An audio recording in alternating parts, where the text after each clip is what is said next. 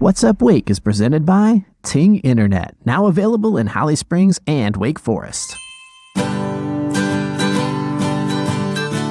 Hi there, and welcome to What's Up Wake. Spend your day is the only way. Take a break with What's Up Wake. Ooh, What's Up Wake? Presented by the publishers of Carey Magazine, Wake Living, and Main and Broad, What's Up Wake covers the people, places, restaurants, and events, essentially all the cool stuff and great news of Wake County. I'm your host, Melissa Wistahuff. Join me as we find out what's up Wake. In the restaurant world, 50 years is no small potatoes. One of the longest-running local gyms in Raleigh has been more than just a place to eat for over a half a century. It's been a cornerstone of our community. Families have celebrated milestones here. Friends have gathered over countless meals, no doubt with some tahini dressing on the side. And generations have come to know its warm atmosphere with live music. Today, I have the privilege of sitting down with the person behind this enduring local favorite to talk about the restaurant's journey, including his own, since he took over 5 years ago. People may debate whether Irregardless is even a word, but there's no debate that it's the name of one of Raleigh's most beloved institutions, having carved out an indelible place in its food history. Please welcome the owner of Irregardless Cafe, Lee Robinson. Hi, Lee. Hey there. And you and I were kind of chatting before we started and talking about you took over 5 years ago, right before the pandemic. So what are the odds of that? I'm assuming it's slim to none, but we'll get to your beginnings and to how you came to be with Irregardless soon. But I want to know if you can tell us a little bit about the history of the restaurant. It was started by Arthur, is that correct? Yeah. So walk us back 50 years ago and what it might have looked like back then. Sure. So Arthur was a vegetarian hippie in 1975. To hear him tell the story, he knew he wanted to be in restaurants, and so he tried to get into chef school, but whatever academy he was going for wouldn't let him in unless he had experience in a restaurant. He's like, no, I want to learn how to work in a restaurant by going to school. And when he realized that they weren't going to let him, he just said, well, screw it. I'll just skip that step and I'm just going to open my own. And so he found a place that had cheap enough rent in the neighborhood. It wasn't a great neighborhood back in 1975. But it was right over near Boylan Heights, which was known as a very countercultural sort of rental neighborhood at the time. It's seen its ebbs and flows over the years, but now it's one of the hottest places to be in town, absolutely. Of course.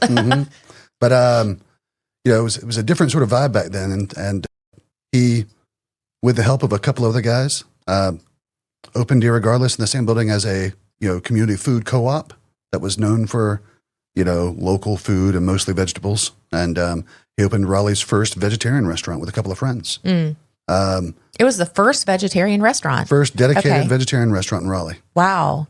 He and his brother and another guy, got together. I think, within a couple of years, the other partners fell away, but Arthur kept it going, and he had to go on by driving down to the farmer's market every week and picking up whatever produce was getting ready to get thrown out so he could cook it. The man knew how to squeeze a penny better than just about anybody I know. But he'd go and he'd pick Which up all his I would produce. think is imperative with the restaurant world. It's not an easy business to be in. Especially when you're trying to sell vegetarian food to a bunch of people who have never even heard of such a thing. And a pork state. This is a state we really like our meat. Right. But so the menu started with, it was on a chalkboard and, with items like tomato bake and, a weird thing called hummus, that is true. I bet that was kind of unique back then. But the chalkboard changed every night and it was very much a countercultural sort of place.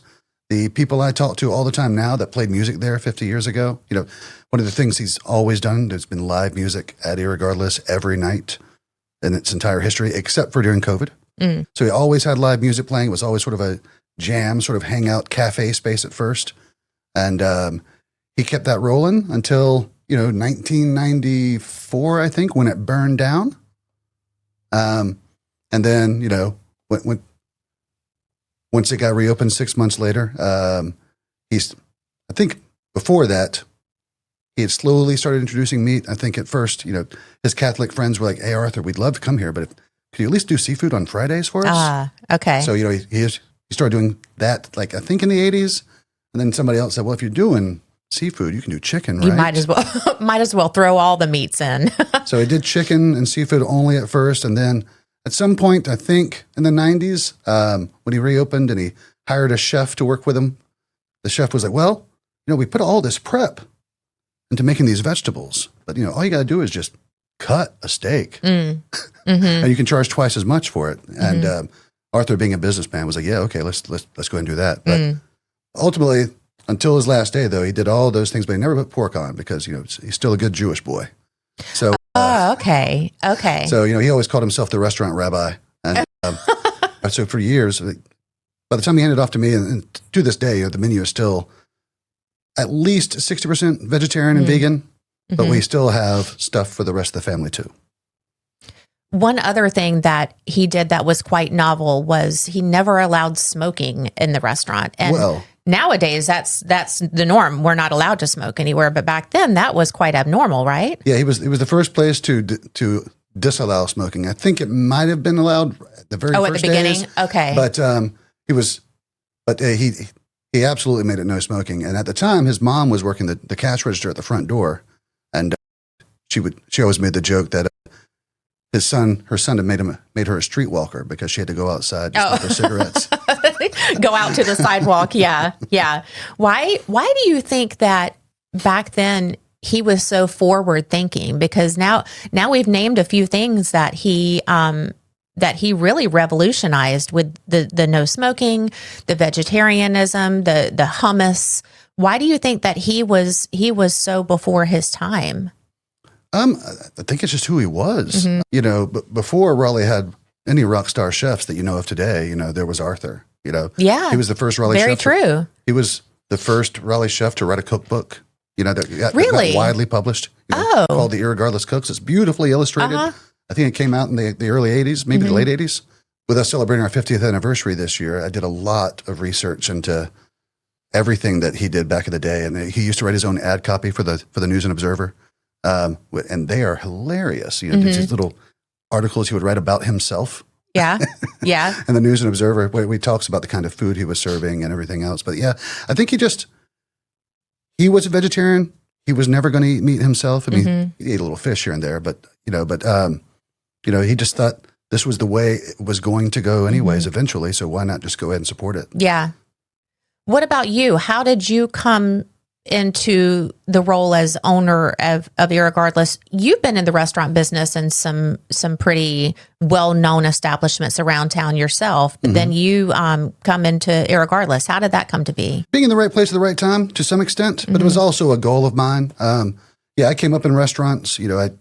I paid for college by waiting tables and cooking. Once I got my very useful English degree, I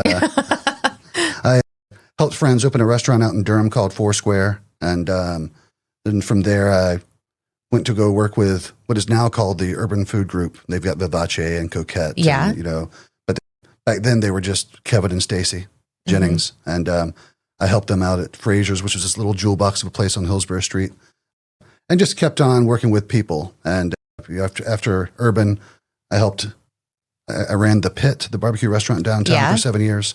And right around then was when my first daughter was born. And I looked at my wife at the time and said, all right, if we're going to do this, I've got to do my own thing. And so I left the Pit with the intent of, my hope was to buy an existing spot that had been around for a long time. Yeah. And I had a list of like 5 or 10 old places in Raleigh that were being run by, the generation before me. And just sort of started approaching people saying, what's your exit strategy?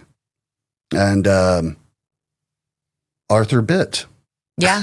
Did he have an exit strategy at that point, or no, did that just get the wheels turning? He reached out to my now landlord, David Meeker. David Meeker is one of the co-owners of Trophy Brewing. And I knew that name somewhere. Okay. And his dad was the mayor, throughout Meeker. the Yes. Yeah. Okay. Yes. And, but, so he had reached out to David because the Meekers have been coming to Irregardless. They lived in Boylan Heights, and Okay. David was raised going to Irregardless weekly. So many, it's funny, prominent folks like, Josh Stein came out to celebrate our 50th anniversary, and he talked about how his mom, who was a vegetarian, drove him from Chapel Hill every week when he was a kid to come eat at Irregardless. So he was happy to come celebrate us and do Irregardless Day. Yeah. Back in February. So he had reached out to David, and David is a friend of mine, and David knew I was looking, and this was on my list. And so David and I put together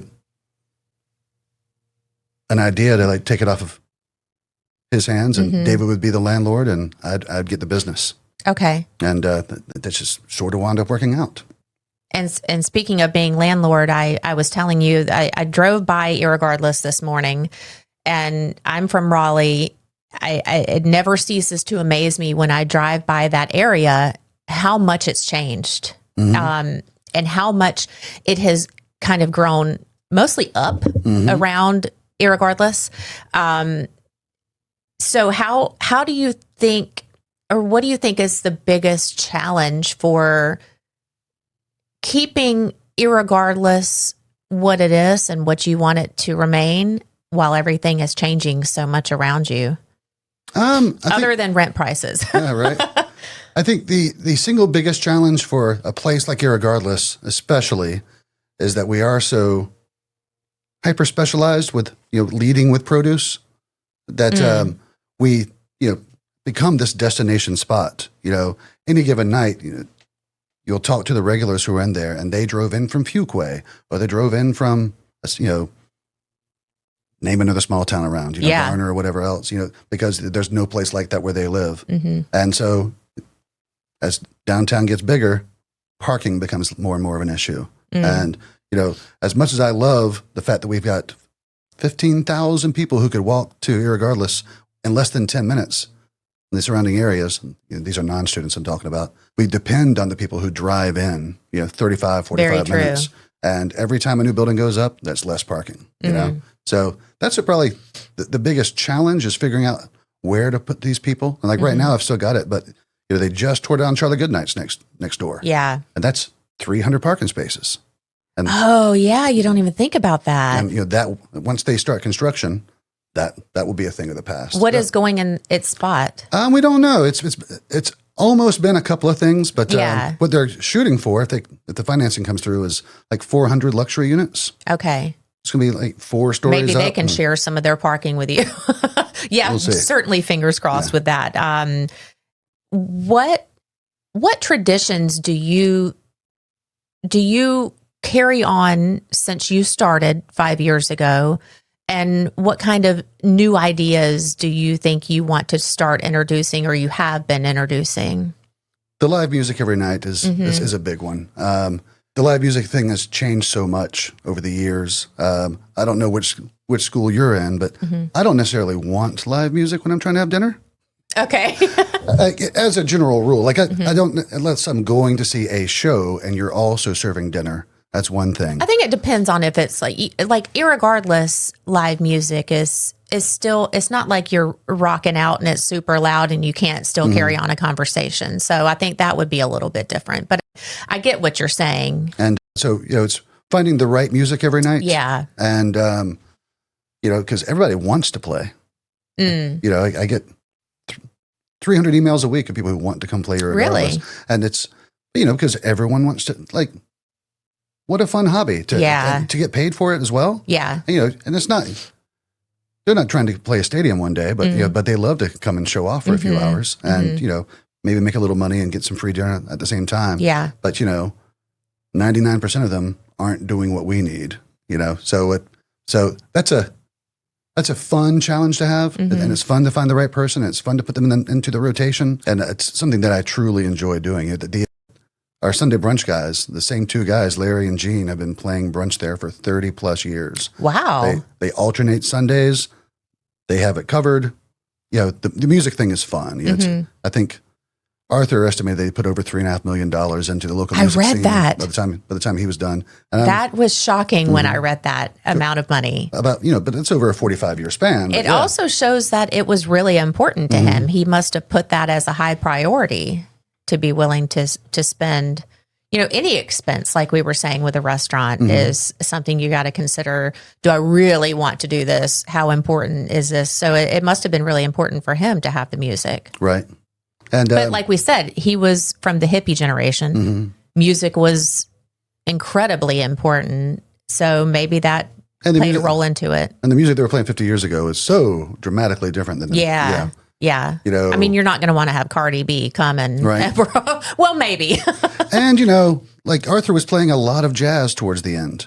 And, okay. And, had a lot of jazz acts coming in. And the call for jazz isn't what it was even 15 years ago. It's, especially to seeing it live, it's one thing to listen to it, but, so you're trying to find that nice mix where it is jazz one night and it is bluegrass one night, but it's always background as opposed to a show. Yeah. Because I think what I was trying to get back to before is like, it's a 50-50 split of people who appreciate live music and people who hate it. Oh, and gotcha. So you've got to find that music that won't offend that other 50. Yeah, very true. So you can still be a draw as opposed to a push.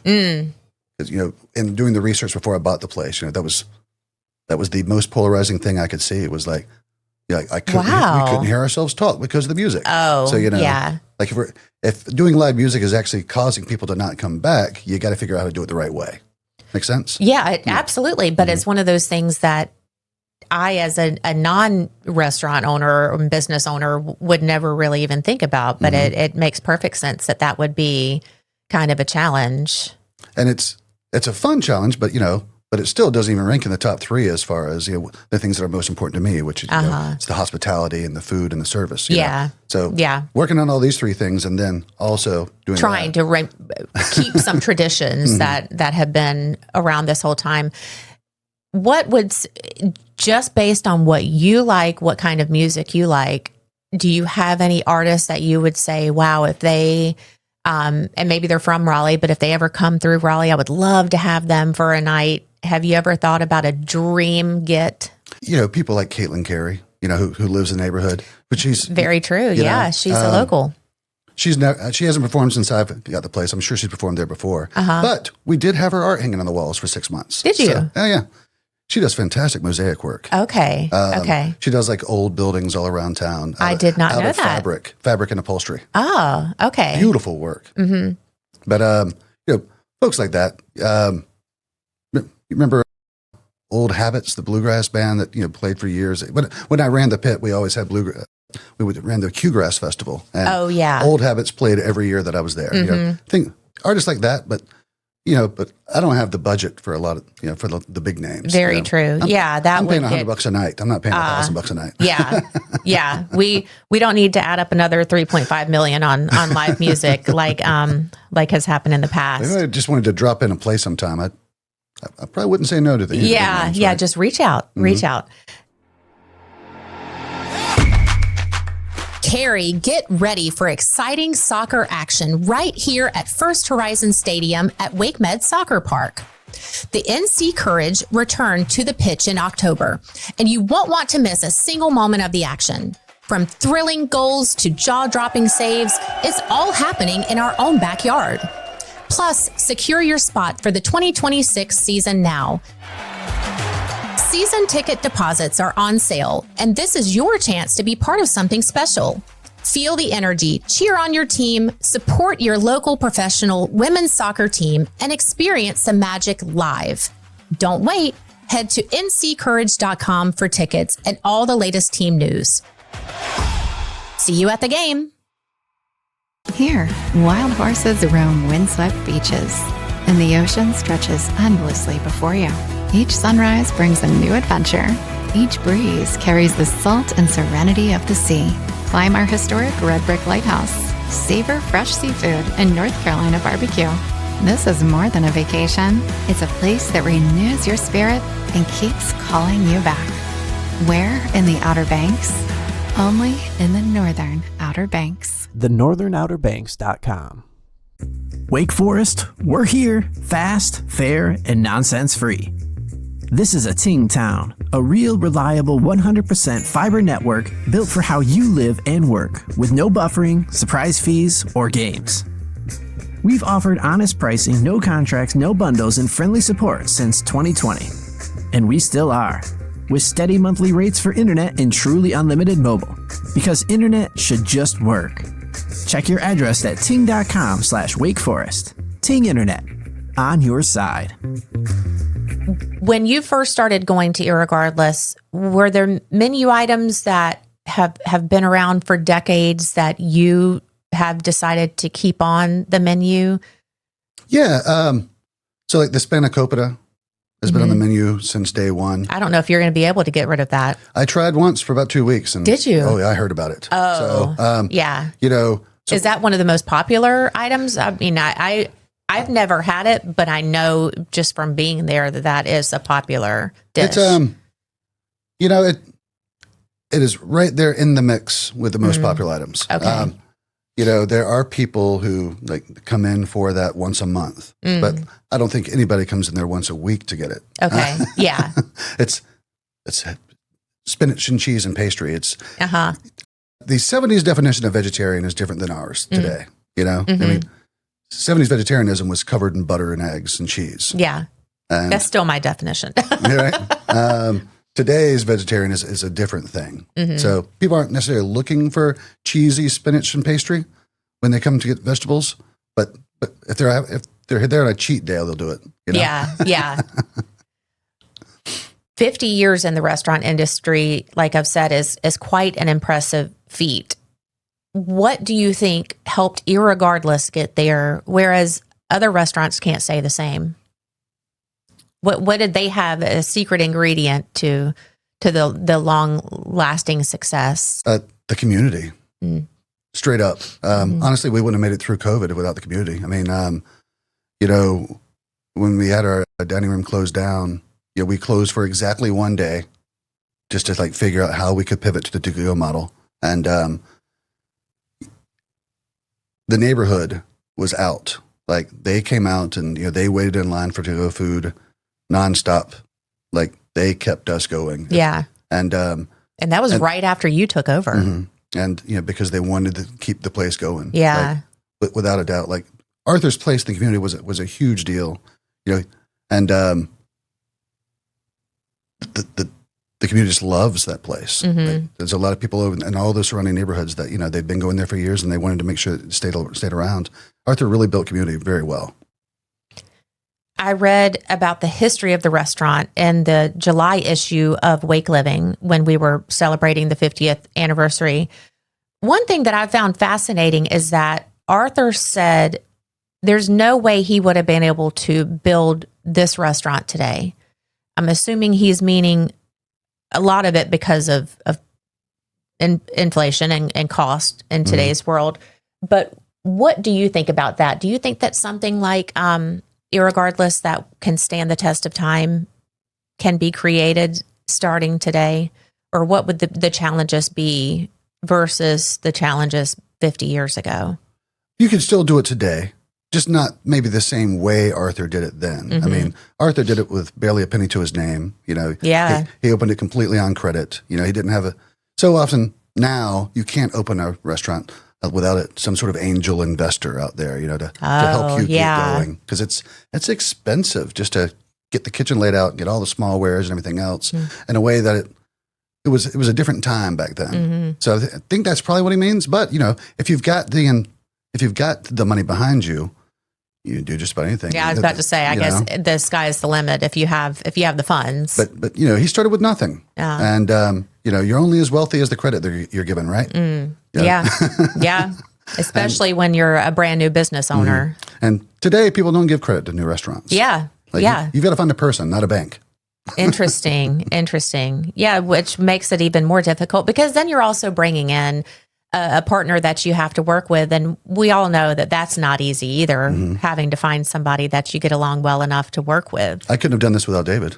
You know, Arthur was selling the building and the business, and I didn't have that kind of capital, but David did. So, you know, same sort of thing. It's like, and at least you've known him for a long time, so y'all are used to each other. You get along, so at least you know how you each work too.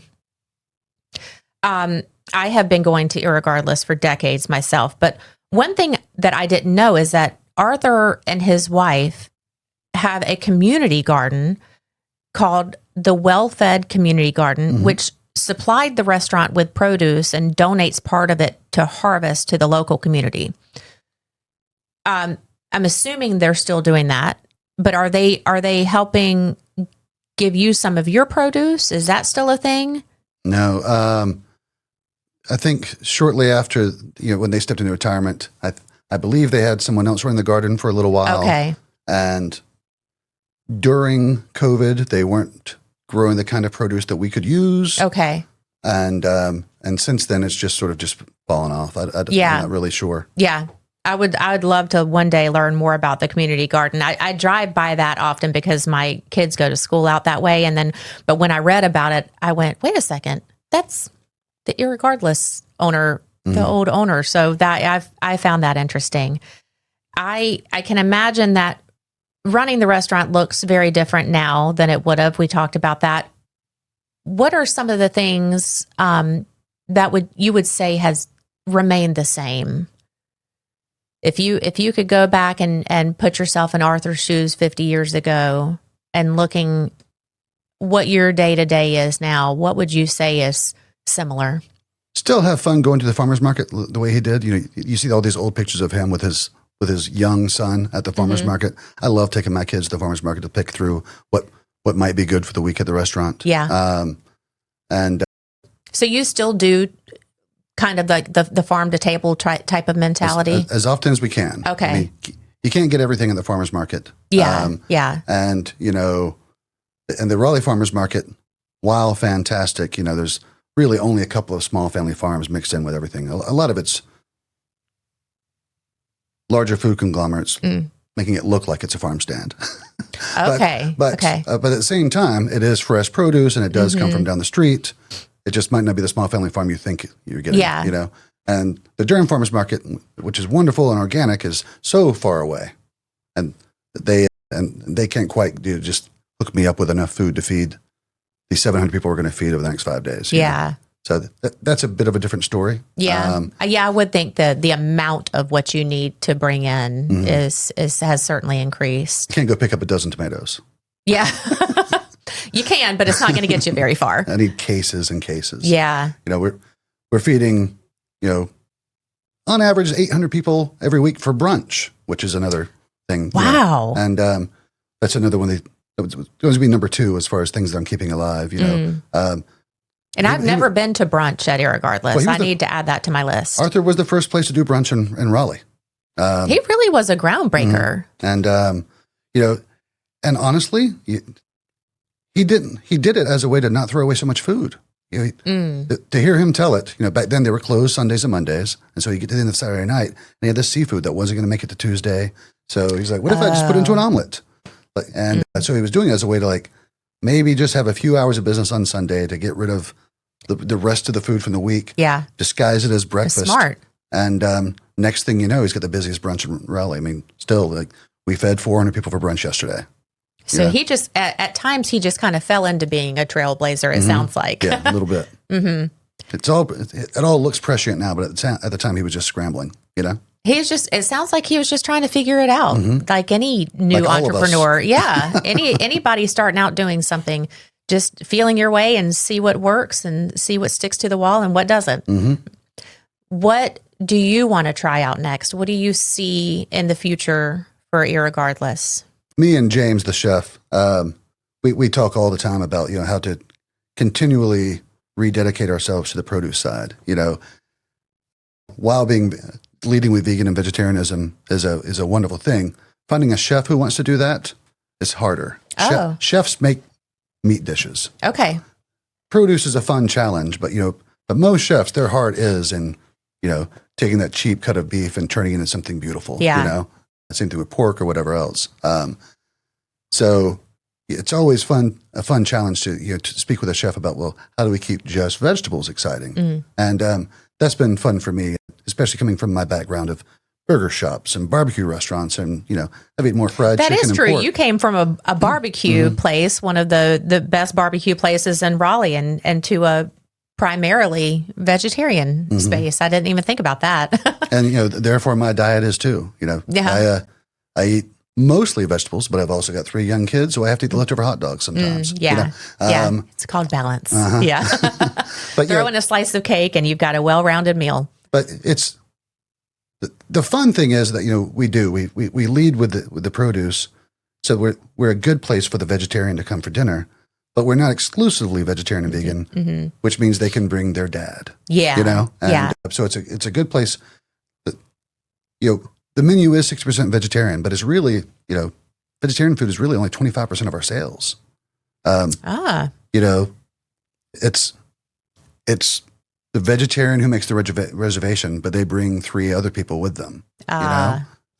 Interesting. Don't get me wrong, vegan couples come in all the time, and vegan 6-tops. But really, we get an executive dinner of 16 executives, doing a corporate dinner, and it was booked by the vegetarian. Yes, because they know they've got options on the menu for themselves. Unlike like Fiction Kitchen, which is 100% vegan, and I love Caroline and everything she does. I'm there at least once a month. But that is exclusively vegan, and it works. But being able to cast just that slightly wider net, really, it's a beautiful thing. I'm sure it's very helpful as a business owner. But you still got to lead with the vegetables first. And that's the whole thing. The vegetables can never be the afterthought, which it kind of is the case at just about every other restaurant. Because it's the side. And it's, they have the vegetarian entree, and they've got salad and sides. Yes. All right. That's for you, vegetarians. And people really appreciate the fact that they can walk in and there's 4 or 5 vegetarian entrees to choose from, And, if you're not just vegetarian, you're full on vegan, there's options too. And so leading with that is fun, but it's also, you've got to make sure that everyone knows that, no, we're not just a vegetable restaurant. Well, and I mentioned in my introduction about the lemon tahini dressing, which truthfully I could go drink. Yeah. Put a straw in it, I could just drink it. So you put that on any of your menu items and it's a winner. We sell it by the pint. And do you really? Oh, yeah, absolutely. Oh, don't tell me that. And so we sell these bottles of it. It's got a pretty label on it and everything. Oh, that's going to change my life. But, I've got women who've been coming there for 40 years, who pull up out front in their Lincoln. They get out of the car, they come in, they buy their 2 bottles. And I'm not kidding. What you just said is true. On their way out the door, they crack open the bottle and they take a sip. As wow. They get in the car. I wish I had Gives a camera for every meaning woman, to drinking and driving. For every woman who I've seen drink that stuff on the way out the door. I can see it because that might be me. Now that you've said I can buy it and buy the pint, that might be me next. It's the best salad dressing ever, and you can't use too much of it. No. I mean, it's healthy. So. And it's 5 ingredients. Wow. It is truly amazing. And what is also amazing is the fact that you get to run this Raleigh institution. So congratulations. And now you're celebrating 5 years at the helm. And I hope to see you for 50 more. Here's hoping. At least 20. At least 20. Thank you so much for being here pleasure. today. Thanks for the conversation. Yeah. Thanks for listening to What's Up Wake with Melissa Wistahuff, presented by the publishers of Carey Magazine, Wake Living, and Main and Broad. Follow them on social media at Carey Magazine NC, at MB Magazine NC, and at Wake Living Magazine.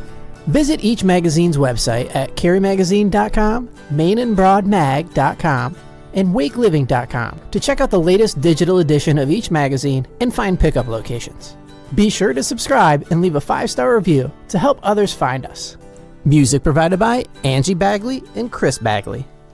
This show is produced by Podcast Carey.